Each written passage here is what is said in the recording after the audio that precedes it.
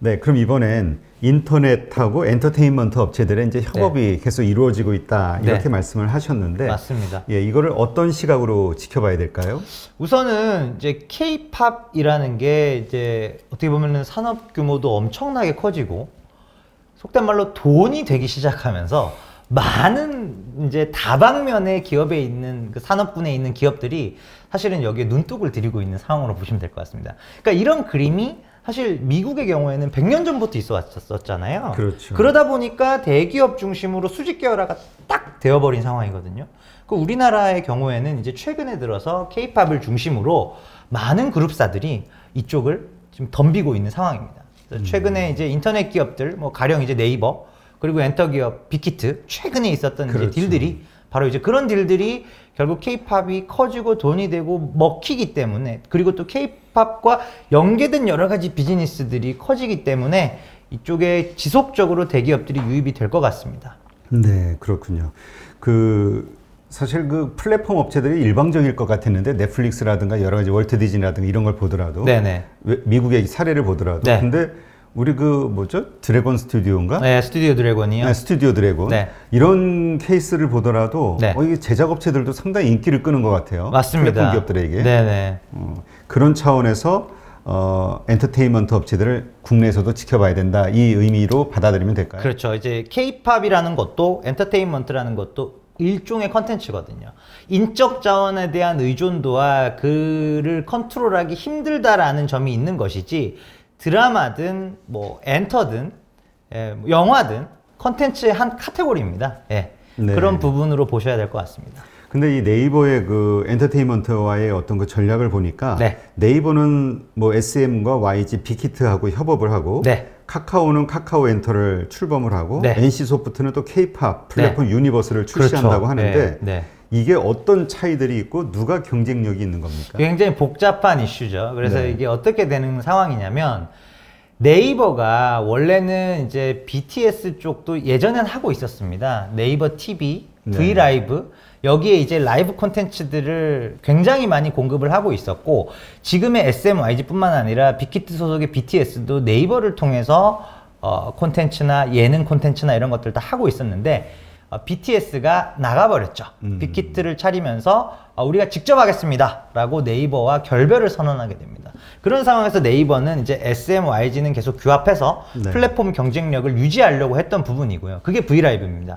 그런 상황에서 빅히트도 독자적으로 이제 BTS 및 자사 아티스트, 레이블 산하의 아티스트들, 그리고 해외 아티스트들까지 입점해서 해보려고 했는데, 양대 플랫폼 사이에 고민이 생깁니다. 뭐냐면 브이라이브는 플랫폼이나 여러 가지 라이브 컨텐츠 운영 노하우, 플랫폼으로서의 가치, 즉 월 순이용자 수 3천만 명이 넘거든요. 이런 건 좋은데 컨텐츠가 상대적으로 약한 거죠. 그러니까 YG, SM이 못한다라는 건 아니고 상대적 점유율 관점에서 봤을 때 빅히트가 너무 크니까요. 근데 반대로 빅히트의 위버스는 아티스트들의 면면은 훨씬 퀄리티가 좋은데, 이거를 데일리 베이시스로 우리가 매일 위버스 앱을 들어갈 필요가 없는 거예요. 컨텐츠 라이브러리도 부족하고, 또 그런 라이브 컨텐츠를 운영한 경험이 없다 보니까 트래픽 관리나, 그리고 또 실제로 월 순 이용자 수도 브이라이브가 3천만 명인데 위버스는 신생 플랫폼으로서 많이 올라왔지만 500만 명밖에 안 되거든요. 아, 작네요. 체급 차이가 났던 것이죠. 그래서 양사의 어떤 니즈가 정확히 맞아떨어지면서 브이라이브의 플랫폼 가치와 그 다음에 위버스의 어떤 그 컨텐츠 가치, 예, 이게 사실은 결합되면서 무소불위의 1위 플랫폼이 된 것입니다. 아, 그래요? 예, 지금 소속된 아티스트들의 음반 시장 점유율만 합산해서 단순하게 보더라도 통합 위버스 플랫폼의 시장 점유율은 60%고요. 아까 언급드린 질문하셨던 부분들 중에서 이제 NC소프트의 유니버스라는 K-팝 플랫폼도 똑같은 구조로 이제 나온 건데, 이 부분은 지금 시장 점유율이 10%가 조금 안 됩니다. 그러니까 아주 크게 좀 체급 차이가 나는 상황이고, 반면에 유니버스도 아시는 것처럼 이제 게임 회사가 어떻게 보면은 생뚱맞을 수 있거든요. 근데 이제 게임 회사 같은 경우에는 그런 어떤 과금 구조에 대한 아주 높은 이해도, 그리고 내가 예를 들어 이제 유니버스에 소속된 아티스트들 중에 뭐 강다니엘도 있을 것이고, 또 CJ나 카카오 계열의 아티스트들이 대부분, 몬스타엑스가 가장 대표적이겠네요. 아이돌 그룹 몬스타엑스의 내가 팬인데 그러면 이제 내가 팬으로서 그 어떻게 보면 레벨이 있는 거죠. 게임처럼. 게임적인 요소들을 많이 도입을 해서 충성도를 높이고 또 과금을 하고 이런 부분에서 저는 상당히 대항마가 될 수 있는 게 NC소프트의 유니버스라고 보고요. 마지막으로 질문하셨던 그 카카오 엔터 출범 자체는 카카오 엔터는 그런 이제 K-팝 엔터 플랫폼은 현재로서는 없는 상황이고요. 즉 통합 위버스의 압도적인 1위 그리고 여기에 유일한 대항마가 이제 유니버스 그리고 카카오 엔터는 현재로서는 유니버스 진영에 들어가 있다. 이렇게 요약을 하시면 될 것 같습니다. 네.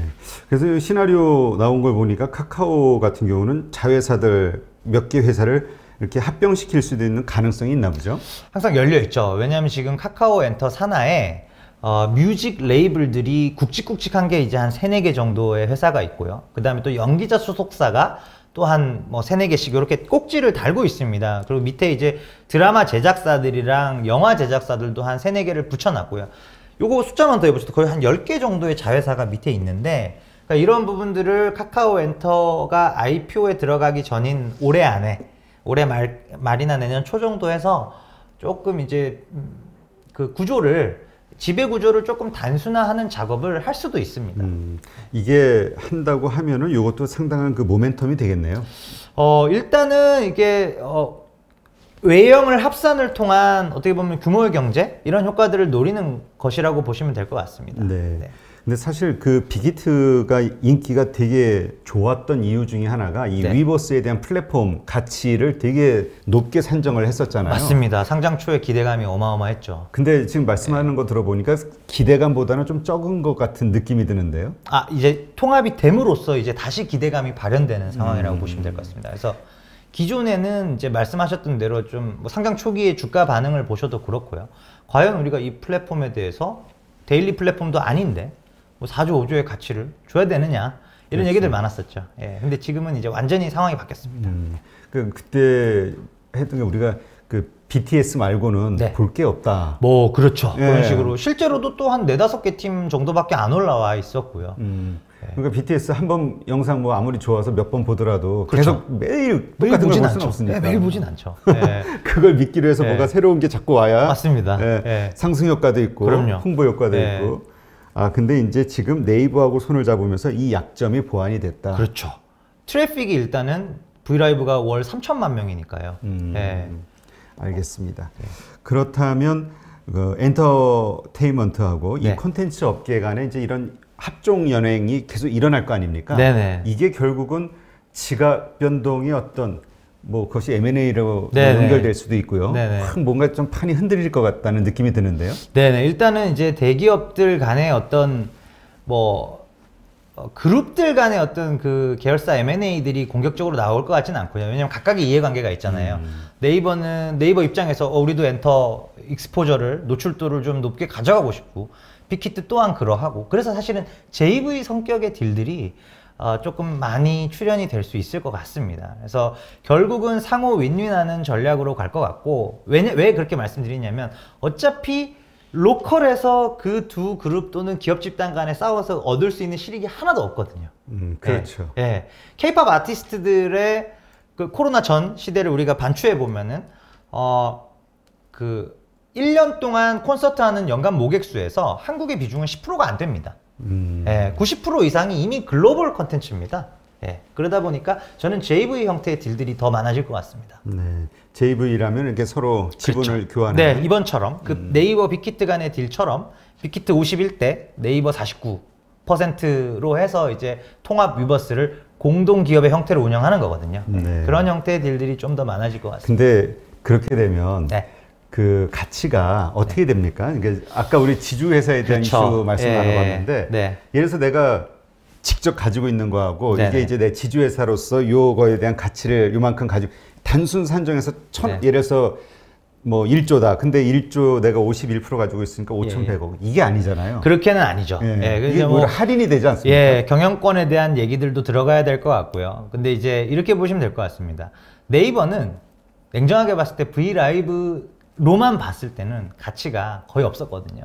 저 또한 그 이제 SOTP 밸류에이션에서 콘텐츠 부문에서 웹툰 웹소설을 뺀 나머지 쪽은 가치를 0으로 놨었습니다. 근데 이제는 통합 위버스 지분 49%를 들고 있거든요. 그러면 통합 위버스의 가치를 몇 조를 줄 거냐? 일단은 올해 2021년 기준 연매출만 4천억 초반이고요. 마진은 20% 넘어갈 겁니다. 그럼 그 부분에 대해서 가치를 우리가 3조, 4조, 5조, 3조만 줘도 49%면은 절반 1.5조. 일정 부분 할인하더라도 조 단위의 평가증이 가능해진 것이죠. 그게 네. 네이버 입장에서는 부가적으로 가치가 없던 것이 보석으로 바뀌었으니까 맞습니다. 땡큐인데 네네, 땡큐인데. 제가 생각하는 건 이 빅히트 예, 예. 입장에서는 자기네 가장 큰 전략 사업으로 기대받던 부분에 대한 맞습니다. 이게 넘어간 거잖아요. 50% 가까이가. 49%를 이제 지분을 떼준 거죠. 네, 49%가. 그러니까 이제 빅히트 입장에서도 우리가 지금 연매출 4천억 정도를 현재로서는 뭐 한 10%씩은 그래도 20%씩은 성장할 수 있는 부분에 대해서 우리가 지금 100%를 가져가는 게 맞느냐, 아니면은 그로스 레이트를 40-50%를 올리고 우리가 51% 경영권은 여전히 통제하는 상황에서 연결 매출도 그대로 인식하거든요. 예, 그렇게 가는 게 맞느냐에 대한 고민의 결과물이 이번 JV라고 보고 있습니다. 그러면 시장에서도 그거에 대해서 긍정적으로 평가를 하나요? 요 며칠 주가를 보면 아실 수가 있죠. 상당히 긍정적으로 평가하고 있습니다. 네. 그러면 다른 그 뭐 게임과 관련된 종목들, 뭐 넷마블 뭐 이런 것들 보면 어떻습니까? 지금 게임주들이 그 게임주도 좀 조정을 받지 않았나요? 예, 옆으로 좀 횡보를 많이 했었다가 네. 어제 오늘 조금 다시 좀 움직이는 분위기입니다. 그래서 카카오 게임즈는 넷마블, 뭐 NC소프트는 주가 트렌드 자체는 좋았었고요. 좀 어떻게 보면 대장으로 역할을 하고 있었는데 최근 들어서 이제 게임주들이 다시 좀 이제 주목을 받는 부분들이 일단 2021년 올해 들어서의 신작들이 이제 2월, 3월 쭉쭉 나오거든요. 예, 그런 부분들에 대한 이제 기대감들이 좀 반영이 되고 있는 구간입니다. 그 지금 기대가 되는 게임 회사들은 현재 어떤 것들이 있나요? 현재 이제 가장 큰 거는 이제 NC소프트와 컴투스를 들 수가 있습니다. 각각 대형주와 중소형주인데요. 일단은 NC소프트 같은 경우에는 지금 2월 초에 블레이드 앤 소울 2의 사전 예약이 실시될 가능성이 높고요. 그러니까 신작이 올해 NC소프트가 뭐 정확히 말하면 이제 블레이드 앤 소울 2라는 완전한 신작 하나랑 그 다음에 이미 잘 아시는 리니지 2M의 일본, 대만 론칭, 즉 해외 쪽으로 완전히 새로운 마켓으로 올라가는 게 2, 3월 달에 있을 이벤트고요. 이 부분이 좀 큰 모멘텀이고, 컴투스의 경우에는 작년도에 글로벌 CBT에서 좀 호조를 보였던 이제 서머너즈와 100년 전쟁이라는 신작이 한 2, 3월경에 나올 예정입니다. 1분기 안으로 출시가 될 예정이어서 그 두 회사를 가장 눈여겨보시면 될 것 같습니다. 우리가 이 지금 눈여겨보는 이유가 이제 앞으로 그 신작이 예정이 돼 있기 때문이잖아요. 네네. 근데 이제 그 신작이 얼마만큼의 성공을 거두냐에 따라서 기대감이 확 커질 수가 있고 네네. 좀 떨어질 수도 있고 하는데 네, 맞습니다. 신작이 나오기 전 혹은 나오고 나서 가장 빠른 시점에 그 이 흥행 여부를 파악할 수 있는 방법은 뭐가 있을까요? 일단은 이제 매출을 알 수는 없지만 저희가 이제 구글 플레이나 앱스토어 기준의 그 게임 앱 그 매출 순위가 나오지 않습니까? 네. 1위부터 100위까지는 거의 데일리로 이제 공개가 되고요. 그 부분에서 시장의 어떤 반응, 평가 이런 것들을 가장 빠르게 캐치업을 할 수가 있는데요.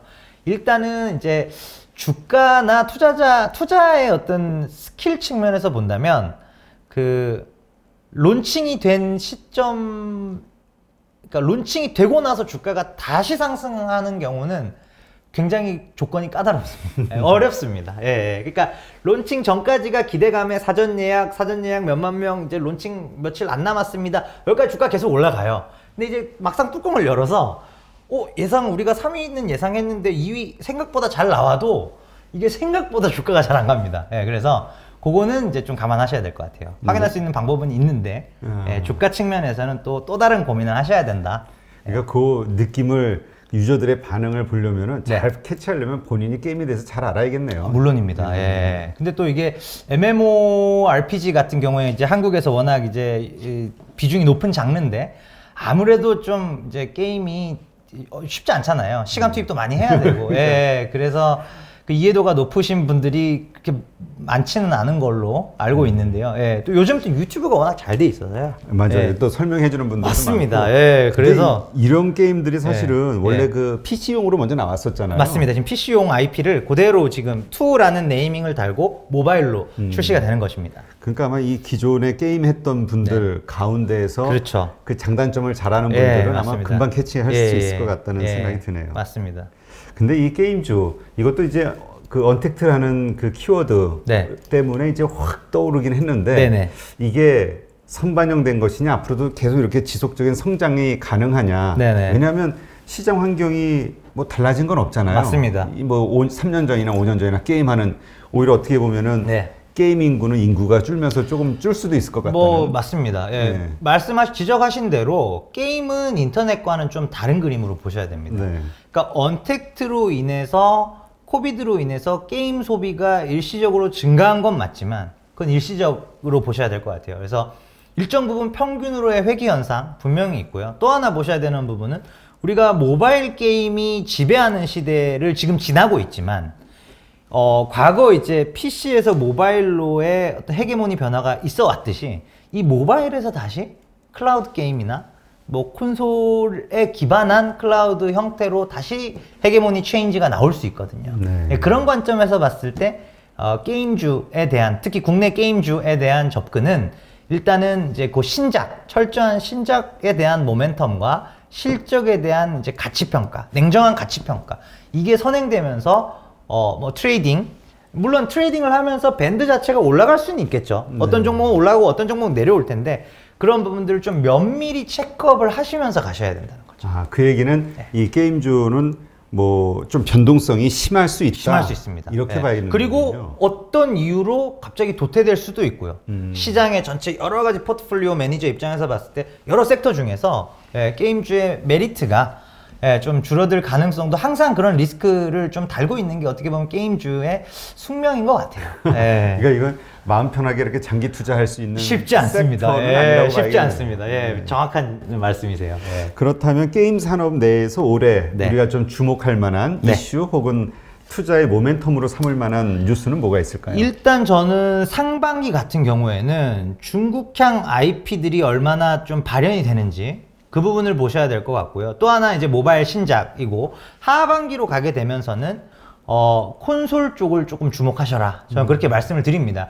일단은 이제 중국향 IP 같은 경우에 작년 4분기에 저희가 기대하지 않았던 외자 판호 발급이 나왔잖아요. 그게 이제 컴투스의 서머너즈 워라는 게임이 정말 오랜만에 외자 판호 발급을 받아서 그게 있어야 중국에서 영업을 할 수 있죠. 서비스를 할 수 있습니다. 있습니다. 그래서 두 번째 외자판호를 받을 게임이 혹시 나올지에 대한 기대와 그게 아니더라도 이미 중국향 IP를 보유하고 있는 그런 이제 예를 들면 이제 웹젠의 뮤 IP라던가 또는 이제 뭐 위메이드 같은 경우도 이제 미르 IP를 다시 중국에서 리바이브, 부활시키기 위한 그런 물밑 작업들을 하고 있는 것으로 알려지고 있지 않습니까? 그래서 그런 중국향 IP를 실현할 수 있는 기업들, 그거에 대한 모멘텀, 이런 부분이고, 하반기 콘솔을 말씀드리는 이유는 현재로서 이제 콘솔 쪽에 대한 어떤 비중이나 그런 뭐 쪽에 좀 많이 주목이 되는 회자되는 기업이 펄어비스지 않습니까? 네. 그래서 그 펄어비스가 하반기 거의 4분기로 알려지고 있는데 이제 붉은 사막 콘솔 버전을 먼저 내면서 국내 쪽에 좀 콘솔 시장이 한 단계 다른 전기를 맞이하지 않을까 보고 있고, 또 하나 4분기 때 NC소프트도 궁극적으로는 콘솔향으로 가는 프로젝트 TL이라는 게임을 뭐 PC 버전이 나오긴 합니다만 어찌됐건 궁극적으로 콘솔향 게임에 대한 프로젝트를 이제 펄과 NC 이런 이제 메이저 기업들이 좀 시작을 한다라는 점에서 상반기는 중국 IP, 하반기는 콘솔, 이렇게 정리를 해드리겠습니다. 그러니까 그것이 나오는 제2호 기업이 나오는 순간 그 기업만 뜨는 게 아니라 그 섹터가 다 전반적으로 사실은 뭐 컴투스 나왔을 때도 그랬고요. 그때 잠깐 뭐 했다가 좀 컴투스를 제외하고는 또 일정 부분 되돌림이 있기도 했지만, 전반적으로 이런 이제 컨텐츠 섹터, 게임 쪽에서 단초가 나왔지만 그 뒤로 사실 주가는 또 드라마 제작사들이 너무 잘 가더라고요. 이제 그런 부분들이죠. 네. 다양한 컨텐츠 카테고리들이 중국 쪽에 대해서 게임 쪽이 열렸네? 그럼 우리도 우리도 갈수 있지 기대감. 않을까. 네, 기대감. 합리적인 기대감이죠. 네, 외자판호가 나와버렸으니까요. 그 얘기는 중국 시장에 일단 진출만 할 수 있다면 엄청난 매출이 기대가 된다. 그렇죠. 이걸로. 예, 맞습니다. 근데 그 뭐라 그럴까요? 이제 뭐 여기 뭐 블레이드 앤 소울이나 뭐 이런 뭐라 그럴까 이제 신작들이 나오면서 이게 성공이 돼요. 네네. 그럼 이제 이게 아마 대장주로서 뜨겠죠. 그렇죠. 그거를 내가 먼저 선점은 못하고 지켜만 보다가 이게 뜨는 순간 그 다음을 노린다고 하면 어떤 섹터 내 어떤 게임주들이 올라가나요? 그러니까 예를 들어 블레이드 앤 소울 2가 이미 성공을 해서 이제 그 지금 신작들이 성공이 된다고 하면 그 신작을 낸 기업들만 올라가게 되는 것인지 아니면 섹터 내의 다른 기업들도 뭔가 효과를 받는지. 아닙니다. 효과가 없습니다. 게임주는 철저하게 개별주 플레이입니다. 그래요? 게임 산업이 이렇게 움직이니까 내년에 올라갈 것 같으니까 이거 대형주, 중소형주 이렇게 비중 조절해가지고 하면은 쭉 그런 거 없습니다. 철저하게 그래서 올해 신작 뭐 있으신데요? 이게 이제 가장 본원적인 물음이고, 그렇게 되어 있습니다. 그래서, 이게 장기 투자로 가기도 쉽지가 않고, 개별주에 대해서 철저하게 모멘텀과 라인업과, 밸류에이션과 이런 부분도 좀 체크하면서, 대신에 또 변동성이 크니까, 피킹을 잘 하시면 수익률이 잘 나옵니다. 그래서 또 게임주 그 매력이기도 하죠. 이거 게임주는 오랫동안 이 하나만 잘 파시면 그 경험과 지식이 많으신 분들이 성공할 가능성이 높겠네요. 그렇죠. 그렇군요. 재밌네요. 근데 이게 그 제가 하나 궁금한 게 사실 그 어디죠? 중국의 그 텐센트요. 텐센트가 사실 한국에 그 게임 가져다가 해가지고 돈 벌어가지고. 맞습니다. 근데 텐센트를 우리가 게임 회사라고 보진 않잖아요. 그 돈을 그렇죠. 벌어서 엄청나게 기업을 확장시키고 성공을 했는데 그게 중국만의 특수한 상황인 것인지 아니면 한국에서도 게임 회사들이 상당히 돈을 많이 벌었지만 그냥 요 정도 위치로 가는데 이 차이가 뭘까? 결국은 시장의 차이죠. 중국 모바일 게임 시장이 사실은 뭐 가장 우리나라의 거의 한 6배 규모거든요. 그러니까 여기서 나오는 인프라 그리고 수익 창출 능력이 결국은 R&D로 이어지고 사실 이제 그런 부분들이 이제 좀 누적적으로 쌓이다 보니까 이제는 좀 체급 차이가 많이 벌어진 상황입니다. 그래서 국내 게임주들도 사실은 글로벌하게 좀 갈 수 있는, 그래서 한국에 상장되어 있지는 않지만 아쉽게도 넥슨이 NC소프트보다 PER이 상당히 높거든요. 제법 차이가 납니다. 한 5배 정도를 더 받습니다. 그런 부분들이 왜일까를 생각을 해보시면 우리나라 NC 물론 돈 굉장히 잘 벌지만 국내 매출 비중이 90%거든요.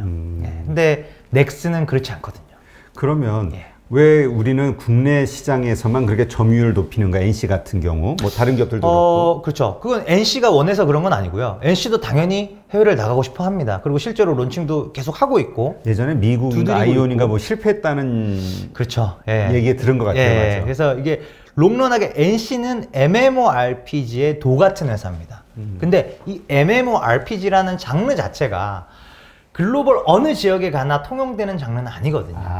아시아 일부 지역, 한국, 중국을 위주로 아시아 일부 지역, 대만도 뭐 있고 일본도 안 하진 않는데 어찌됐건 이 아시아 지역을 메인으로 해서 그 어떤 소수의 게임 유저들한테 조금 이제 집중적인 과금 구조. 요게 이제 MMORPG 성격이죠. 빠져들면 깊이 빠져든다는 거죠. 집 한 채씩 날리고. 뭐 그런 분들도 심심치 않게 저도 들었는데. 이제 그게 이제 그거에 특화된 기업이 이제 NC소프트인데 물론 NC도 그런 고민들이 있을 거예요. 그렇기 때문에 요번에 이제 뭐 트릭스터 M처럼 좀 더 하드코어한 게 좀 완화된 장르로도 계속 캐주얼하게도 가려고 하는 부분들이 글로벌라이즈 하기 위한 그런 고민들의 결과물이고, 넥슨은 이제 어떻게 보면 또 태생 자체가 또 뭐 제 가장 유명한 게임이 아마 뭐 카트라이더, 메이플 스토리 뭐 이런 거잖아요. 던파 그런 쪽으로 많이 잘 분산되어 있고 게임의 장르도 그렇고 지역도 그렇고 좀 많이 분산이 되어 있어서 색깔이 좀 다른 두 기업이다 이렇게 보시면 될 것 같습니다. 한국에서는 거의 뭐 MMORPG 게임을 많이 하는데 많이 하죠. 이 뭐 서구나 다른 나라들은 뭐 이게 그렇게 인기 있는 게임 종류는 아니군요. 맞습니다. 왜냐면 우리 이제 한국 분들은 저도 한국 사람이지만 이기기 위해서 게임을 하지 않습니까? 즐기기 위해서가 아니라. 즐기는 것보단 이기기 위해서. 빨리 만렙 찍고. 맞습니다. 예. 그 만렙을 빨리 찍을 수 있다면 내 기꺼이 10만 원을 쓰겠다. 예, 약간 이제 그런 게 있죠. 네. 하여튼 그래서 이제 앞으로 같은 그 모든 섹터, 모든 산업들이 이제 글로벌리, 글로벌 시장을 뭔가 공략할 만한 아이템과 비전을 가지고 나오는 기업들이 나와야 이게 장기적으로 갈 수 있겠네요. 맞습니다. 알겠습니다. 오늘 또 이렇게 해서 게임주 산업을 한번 살펴봤는데, 일단 마음 놓고 그 장기 투자하기에는 좀 어려운. 그렇죠. 그러니까 뭐 장기 투자 안 된다 이런 것까지는 아닌데 잘 아는 분들만 할 수 있을 것 제가 같아요. 말씀드렸던 그 논리를 정확하게 실적, 밸류에이션, 라인업, 모멘텀 이 부분들을 계속 체크하면서 가야 되는 어떻게 보면은 인풋이 많이 들어가는 종목입니다. 네이버, 카카오는 그냥 들고 계시면 되거든요. 그러니까요. 하여튼 이거는 좀 고수들은 알아서 잘 대응하면서 가면 되는데 고수의 영역인 거죠. 그렇게 보시면 주린이들이 괜히 그 들어갔다가 쉽지 않습니다. 고수들의 고수의 영역. 희생양이 될 것 같은. 알겠습니다. 재밌네요. 또 게임주도 이렇게 보니까. 네, 오늘 이렇게 해서 현대차증권 김현용 연구위원과 함께 이 네이버와 그다음에 카카오, 그다음에 이 게임 산업, 엔터 산업 이 전반적으로 한번 다뤄봤는데 근데 이게 서로 뗄래야 뗄 수 없는 이 온라인이라는 큰 영역을 놓고 부딪히다 보니까 사실 다 연결이 되어 있죠. 그렇죠. 서로 이렇게 다 때론 경쟁하고 때론 협업하고 이게 계속 이어질 수밖에 없는. 그러니까 항상 남들이 나를 찾을 수 있는 모멘텀을 갖고 있는 데가 뜨겠네요. 맞습니다. 그러니까 지금 오늘 언급드렸던 기업들이 다 엮여 있어요. 그러니까 NC가 K-팝, 그 다음에 또 빅히트는 네이버랑, 또 카카오 이런 식으로 다 연동이 되어 있기 때문에. 그 얘기는 결국 자기가 주력으로 하는 시장 외에 다른 시장의 개척을 위한 수익을 더 창출하기 위한 융복합 기업이 되지 않고서는 이제는 이제 독자 생존이 녹록치 않은 그런 환경으로 계속 가고 있다는 것이죠. 그러네요. 진짜 말씀 들어보니까 맨날 우리 그냥 게임에서 요거 먹고 살고 또 다음 또 게임 개발해서 또 먹고 이거 어렵잖아요. 그렇게 어렵죠. 지속적으로 안정적으로 갈 수 있는. 그래서 이제 엔터도 그러면 우리가 플랫폼은 잘할 수 있으니까 우리가 하겠다, 해보겠다. 해서 이미 CJ 계열이랑 카카오 계열의 아티스트들을 다 섭렵을 한 거거든요. 맞아요. 그런 쪽에서의 방향성이 바뀌어가는 기업들, 이런 부분들은 이제 일정 부분 이제 장기 투자, 제가 뭐 게임주 장기 투자 무조건 안 된다는 게 아니라 NC소프트 같은 기업들은 충분히 변동성이나 뭐 차트 보셔도 아시겠지만 구조적으로 가능한 게임 기업도 있다. 그렇게 말씀드릴 수 있겠습니다. 네, 알겠습니다. 하여튼 투자하시는 분들은 잘 고려해서 자신의 그 실력을 정확히 파악하고 성향을 파악하고 투자를 결정하시면 좋을 것 같네요. 네, 오늘 이렇게 좋은 인사이트 함께 해주신 김현용 연구위원께 감사드립니다. 감사합니다. 고맙습니다. 네.